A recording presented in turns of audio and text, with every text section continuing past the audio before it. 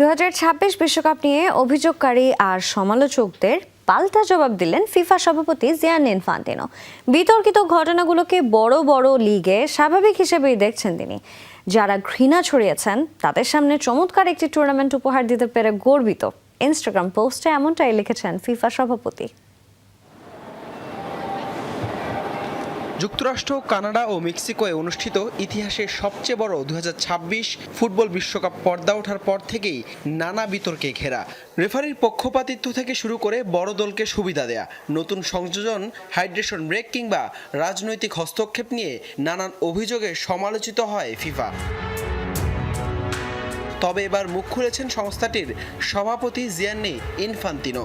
নিজের ব্যক্তিগত ও ফিফার ইনস্টাগ্রাম অ্যাকাউন্টে এক বিবৃতিতে তিনি সাংবাদিক ও সমালোচকদের উদ্দেশ্য করে বলেছেন নানান কথা।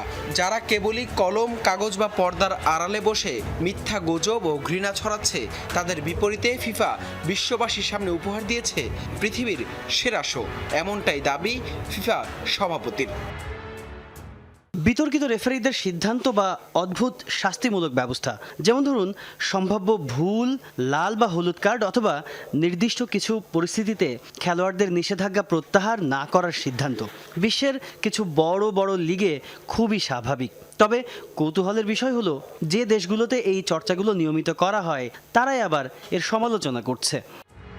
48টি দল নিয়ে প্রায় 5 সপ্তাহ ধরে চলা এই বিশাল আয়োজনে গর্বিত বলছেন জিয়ানি ইনফান্তিনো।